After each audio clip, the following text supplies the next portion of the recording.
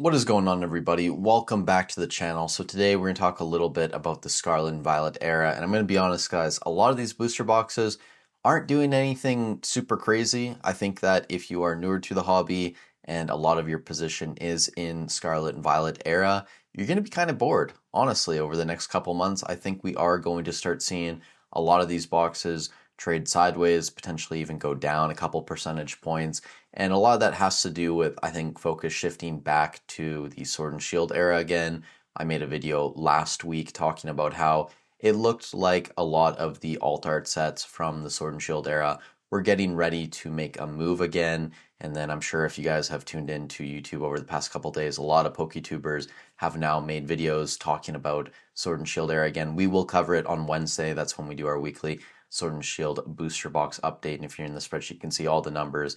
Today, though, we'll talk about Scarlet and Violet era, and I'll give my recommendations if you are thinking about putting money into the Scarlet and Violet era, where you should put it, just based on what I'm looking at. But before we start, I want to jump in here quickly and give a shout out to today's video sponsor, the Shiny app. Guys, whether you're investing in Pokemon, collecting Pokemon, it's important to know what you have at all times and be organized. That's where Shiny comes in. It's a mobile app where you can track your sealed, singles, and slabs. They cover all the main games like Pokemon, Yu-Gi-Oh!, Magic, One Piece, Disney, Lorcana, and Sorcery. In Pokemon specifically, they cover English, Japanese, and simplified Chinese. In my opinion, the user experience using their app is way better than their competition, and one thing I love about Shiny is they're trying to give you the most up-to-date information possible, updating twice a day from places like TCG Player, eBay, Card Market, and Price Starting. And the best part about the app is that it's free, so I'll leave links to the Google Play and App Store in the description and pin comment down below, and thank you to Shiny for sponsoring the video. Now, with all that out of the way, we can start with Scarlet and Violet base set. This is a box that's sitting around $210 currently. I believe last week we tagged it at $216 approximately, so it's down a little bit this week. Most of the boxes from the Scarlet and Violet era were down this week, outside of, I think, like Stellar Crown, which other ones? Destined Rivals was up, obviously, Journey Together Enhanced, and maybe there's one more box, but the majority were down. Not a ton, like maybe a couple dollars, couple percentage points, nothing really to talk about that's super interesting. But one thing I did want to point out about Scarlet and Violet base in particular is based on the past 12 months, right? If you go to TCG Player and you look at all these booster boxes, it actually has the second best ROI out of any Scarlet and Violet booster box at 122.41%. Paldea Evolves in first place at 154.9. Obsidian Flames, you're sitting around 111. Paradox Rift 104. Temporal 117 almost. Twilight Masquerade's very close at 121.3. Stellar Crown 109. And then Surging Sparks and onwards haven't even been out a year yet, so they are a bit lower, surging around 62%. If you do a 1 year chart on Journey Together, you get all the pre-orders and stuff, so that's why it's kind of difficult to do anything past the last month. But Journey Together over the past month is doing decent. Same thing with Destined Rivals, which we'll get to here in a second. When we look at supply on the secondary market, Scarlet and Violet base generally has less boxes than some of these other sets, but I think when we look at all of these sets being around $200, $210, maybe some are pushing $230 at this point, but they're all fairly close in price. And I think in the Scarlet and Violet era at this point, it's kind of obvious which sets are going to be better. You have Destined Rivals, Paldea Evolved. Those are kind of pulling away in terms of price. After that, you're going to have Twilight Masquerade, Surging Sparks. Those are also kind of pulling away in price, but they're still fairly close to the pack. So I find it hard to recommend something like SV Bays or something like Obsidian Flames, Paradox Rift, when you can buy Surging Sparks, wherever it is up here, for only like $20 more. Obsidian Flames is basically the same price as Surging. I know it's a newer set. It might get printed, but it just seems when I look at these sets with like a 3 to 5 year outlook that Paradox Rift, SV Base, these types of sets, they're just not going to be worth having massive positions in. That's just my opinion. If you guys disagree, obviously feel free to buy whatever you want. One of the benefits of investing in these earlier SVR sets is they are going out of rotation next year. So we're more than likely not going to get more. And if we do get more, that's probably going to be the last print that those get, and then people kind of understanding that and knowing that are going to be buying those up fairly quickly. So maybe over the next 24 months, these have less potential to be dead money compared to something like Surging Sparks, but I think long term, they're just not going to stand up, especially based on the prices you can buy boxes at right now. Now moving on, Paldea Evolved, this box has pulled back a little bit. It makes sense. People are taking some profits. I did the exact same thing. You can see a year ago, this box was like $120, $130. Just wild the growth we've seen. A lot of the boxes on eBay currently are from Hobbiesville, who I think have like 100 boxes up, and then P Football Pete has some boxes.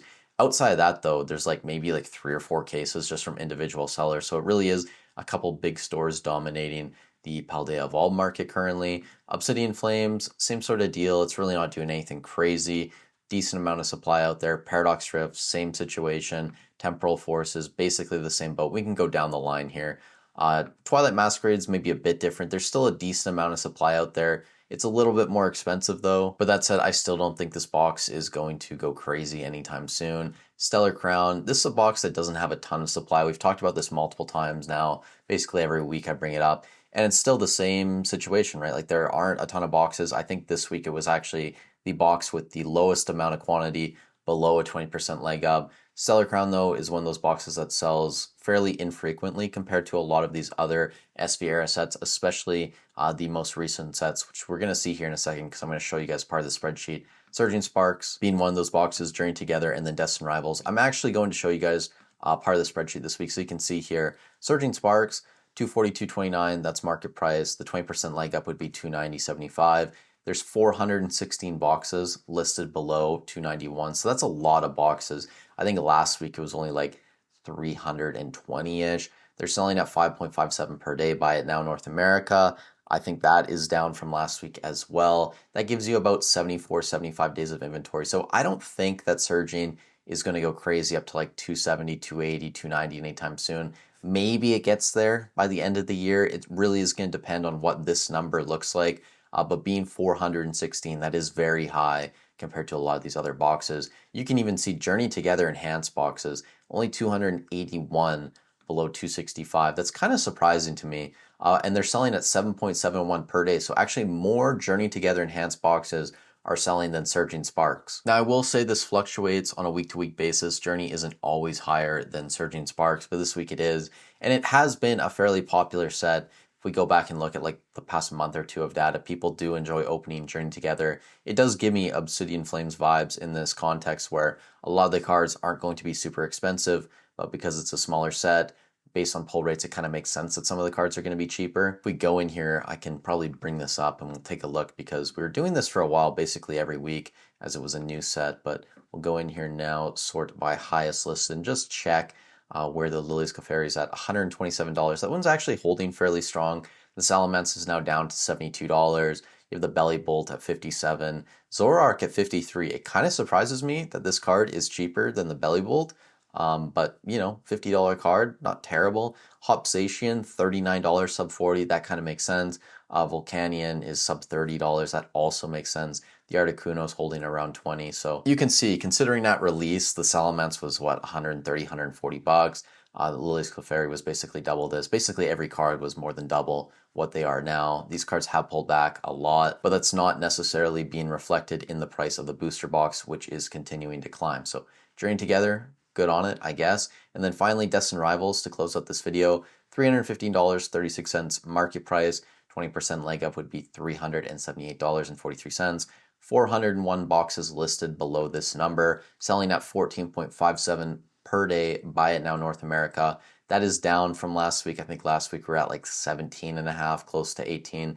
That's still not bad though, considering this is a very new set and also it's over $315. I will say too, when I was looking at this, a lot of this supply, this 401 number, is only coming from like a few stores, maybe 5 or 6 stores are making up the majority of that 401. So if a few of those stores decide to increase their price on their boxes, we could see Destined Rivals continue to run, but I do think it's probably going to start to level out around this 315. We're already seeing the sell-through rate pull back a fairly significant amount compared to last week. And just intuitively, I really don't know how high a brand new set like Destined Rivals can go. I understand it is the best booster box set in the SV era.